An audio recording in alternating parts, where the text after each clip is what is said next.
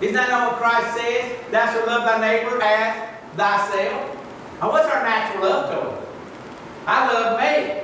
Matter of fact, God tells us for a husband to love his wife, right? And he says, no man yet hateth his own body, but cherishes it. Why? Because you have a tendency of naturally loving ourselves. We have a natural tendency of taking care of ourselves. And God's trying to tell us, the key is love your neighbor as you love yourself. The things you would do that you won't do for somebody else. You say, I want a new car. Go buy somebody else a new car, why don't you? Hallelujah. Thank God God's given me cars. Taking care of me all my born days. Sometimes they gave it to me by me giving them some money. Sometimes they gave it to me by people giving grace. But God's given us, why? Because of the people that love us. And God is taking care of us. So we must, number one, love God, because that God puts that nature in us, that new nature, to love Him. And then we must nurture love with others. God loved us so we were unlovable. And His love brings our love to Him. And the more we recognize how unlovable we are, we see how much He loves us. And our love is nurtured toward Him. When you start realizing just how much God loves you, I've got 4 little things here that I wrote down. Number 1, love gives. Number 2, love grows. Number 3, love gives. And number 4, love goes. Love gives, love grows. Love gives, love goes. Just a thought here. Because God loved us. God so loved the world that He gave His only begotten Son. So love gives. In Galatians chapter 2, the Son of God who loved me and gave Himself for me. Verse number 20. Ephesians 5, Christ also loved the church and gave Himself for it. God loved us, and because of that, we love Him. 1 John 4:19. So our basis for loving God is the fact that He loved us. But our basis for loving government is certainly not that the government loves us. But the basis for us loving the government is love still. Because God loved them. Herein is love. Not that we loved God, but He loved us and sent His Son to be propitiation for our sins. Beloved, if God loved us, we ought also to love one another, 1 John verse 10 and 11 says. Who's that one another? Somebody's going to say, well, he's talking about the church there. No, he's talking about the world there. For God loved the world and gave His only begotten Son. We love God, not that He loved us, and sent His Son to be propitiation for our sins. Watch this. Here's what He says. Love one another, and that thing is bigger than the church and includes the world which has its government. In this was manifest the love of God toward us, and that God sent His only begotten Son into the world that we might live through Him. God loved the world and gave Himself to pay for the sin of the whole world. Do not think that God only loved the elect, that God only loved the child. But God loved the world, the whole society that's out there. He loved us. He loved them enough that He gave His only begotten Son for us, for them. His Son is not the propitiation for our sins only, but for the sins of the whole world. He paid it all. And because He loved them, and our basic responsibility is based on love, the basic responsibility is based on love, we ought to love them who He loved. Does the love of Christ constrain us to love God? Does the love of Christ constrain us to live loving in this present evil world?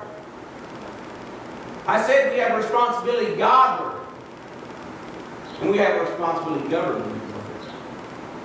And both are based upon this thing of love. If we love God, we will give to Him. If we love others, or want to nurture love from others, for others, we will give ourselves for them. We'll give ourselves to God for them. Husbands, love your wives as Christ so loved the church and gave Himself for it. A man loves his wife, you know what he does? He goes out and gives up himself, sacrifices himself for his wife. Why? To nurture love from her.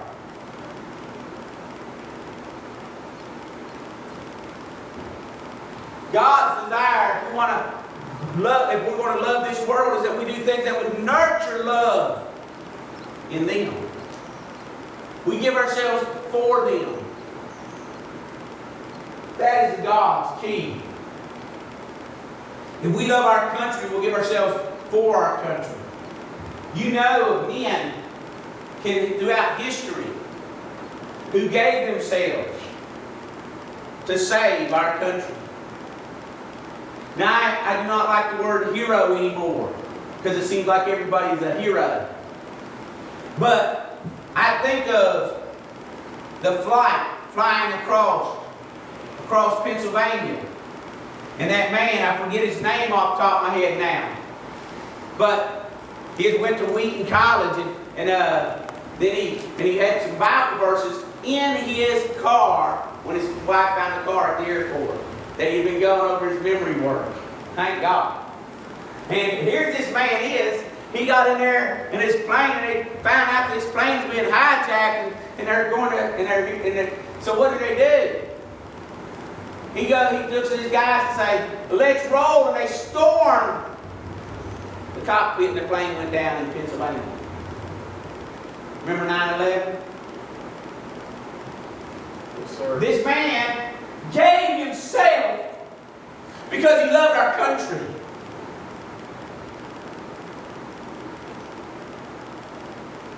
I can look at men throughout our history who gave up their riches because they loved our country. Some of them got rich again, gave up their status because they loved our country. Some of them got status again. Matter of fact, one of them became the President of the United States of America when he was a soldier. And he said, I would rather fight for America than fight for England. And took on and led the army and became the first president of the United States of America. Do you not understand that people, when they love something, they give themselves for it? Now God loved us and gave Himself for us. Do we love our country? Are we willing to sacrifice ourselves for our country? That's responsibility. And it's based upon love. It's the love of Christ that constrains us. His love for us was shown in His giving for us. He gave Himself for us.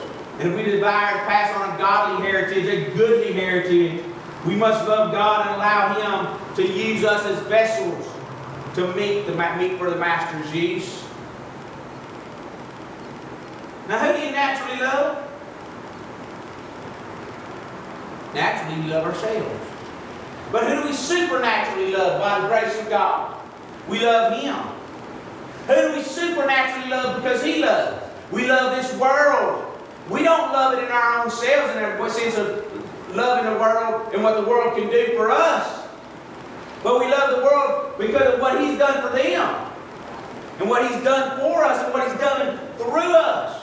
When He tells us love not the world and the things that are in the world, He's not saying don't have a compassion and care for them, but He says don't let them become part of what your life is made up of. He sent His only begotten Son in the world that we might live through Him. He sent the disciples out 2 by 2 to go out and preach the gospel. The Apostle Paul loved Israel. Peter loved Israel. They loved the world. God gave them a love for the world. Paul went all around the world preaching the gospel. They sacrificed themselves. The first pastor, bishop of the church in Jerusalem, James. Do you remember? He was sacrificed. He was a martyr. Do you remember Stephen, who gave himself because God so loved him and gave himself for him, that Stephen got out and preached the gospel and was put to death? James was put to death. Why? Because there was a love for their nation. Because God had a love for them. So in their love to God, they gave themselves for the nation. Our responsibility, the basis of our responsibilities, first of all, love. The basic responsibility is love. Now, I said this earlier, only one master can you have. God tells us in Romans chapter 6, know ye not to whom ye yield yourselves servants to obey, his servants ye are to whom ye obey. So, when the government says do this, do we do it because we are giving ourselves to the government to obey?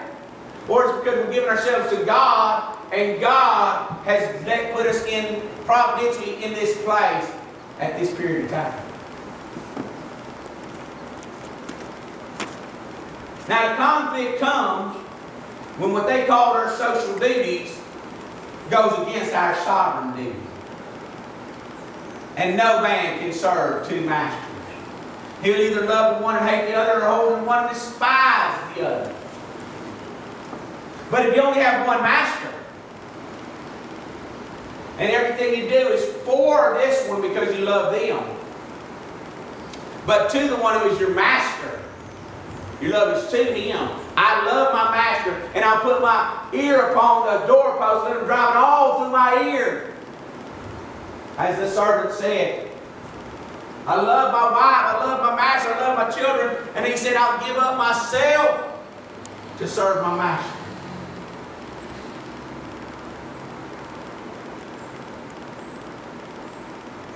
And everything he does from that point on is focused on, that is what my master would have me to do. I do what they ask me to do, what they demanded me to do, because my master says to do. Our obligation, our responsibility.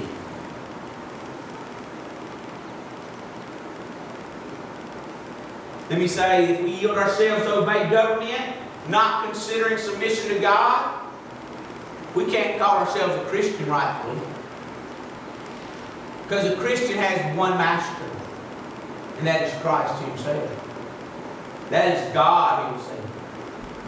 If we think there's always a way to obey both, you know we're fooling ourselves.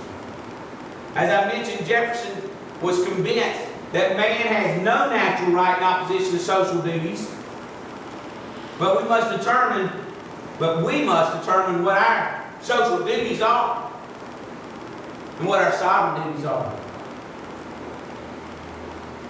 And can we submit to their social duties if they are contrary to our sovereign duty? And I would use that old Bible term, I trow not. Oh no, I cannot do that. I should not do that. It is not sensible to do that. Because God loves us and gave for us. We give ourselves to Him. And I will deal with this real quick like. We give ourselves to Him first of all. And then we give our stuff to Him. We give ourselves to God. This is our responsibility. Our sovereign responsibility. Our God-word responsibility. First of all, give ourselves to Him. Secondly, give our stuff to Him because we love Him. And this they did not as we had hoped, but first gave their own selves to the Lord, is what the Apostle Paul tells us about those men in Macedonia. As they gave themselves to the Lord and sacrificed themselves for the Lord to be able to give to the saints in Israel, in Jerusalem that were suffering. They said they went and made it, they were in deep poverty, the Bible says. And they first gave themselves to the Lord and then unto us. They entreated us to take, he says, to take an offering from them that they had gotten because they went extra hard. They sold themselves into indentured servanthood, per se, so that they could have, so they could give for the saints. They loved the saints in Jerusalem. They gave for the saints in Jerusalem. They loved God. They gave themselves to God. And we must first give ourselves to God. And then we can give ourselves, our stuff, to God. When I say stuff, I will give you 3 things and I'll deal with them later. Number 1, give our time to God. Our time. Number 2, give our talent to God. Number 3, these are things we have. If we give ourselves to the Lord, we give our time to the Lord. If we give ourselves to the Lord, we'll give our talents to the Lord. And the third one, and I mean this, I use this word for alliteration, but I mean it in all of our giving. They give their tithes to the Lord.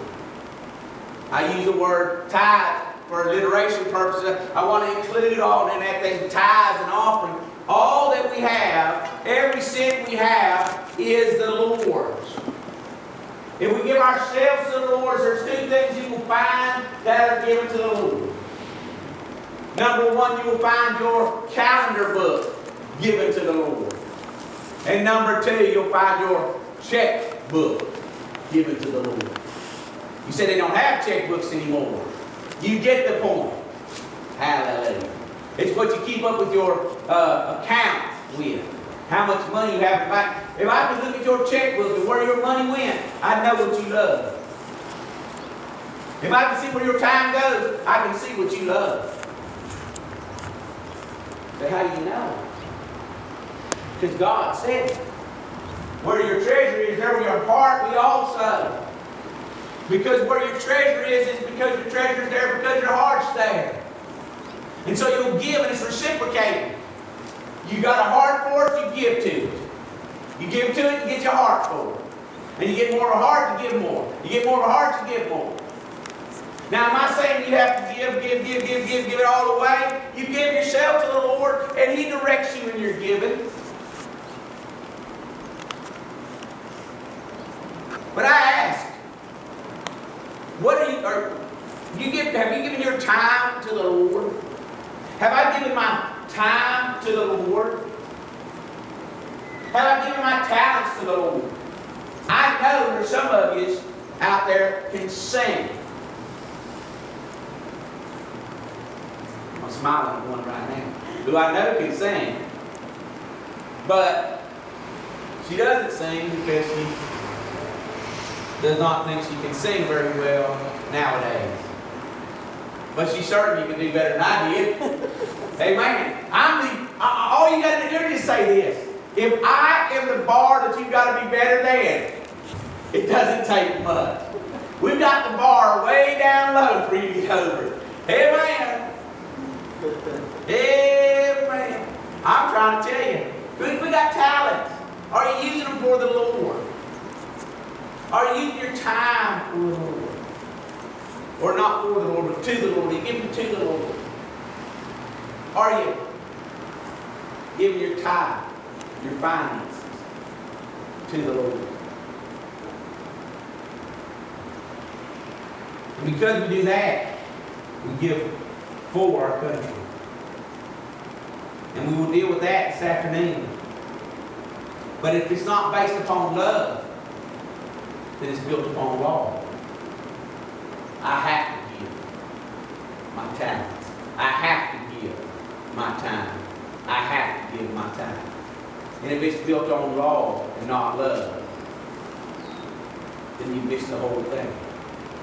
Because you miss everything of the old law and commandments. It's all built, the law and the prophets, all built upon the fact of the basic responsibility and the basis of our responsibilities is all love. And he said, if you love me, keep my commandments. And he makes the point for us to understand his commandments are not grievous. Now I ask you this question as I close. Do you love me? Do you love me?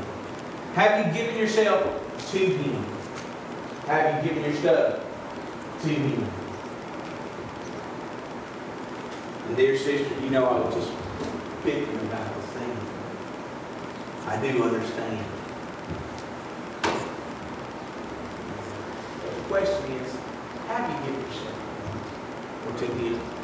And would you give yourself because of him? For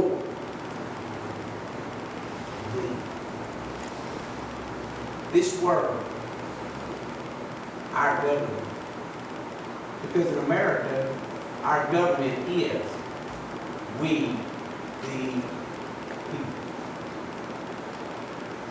That's the way it's written. We set up representatives. Are you giving yourself forward in? Have you surrendered all to him? For him. Let us sing that song, I Surrender All. I surrender all. Page number, should have this memorized by now, 153 in your Bible song. 153.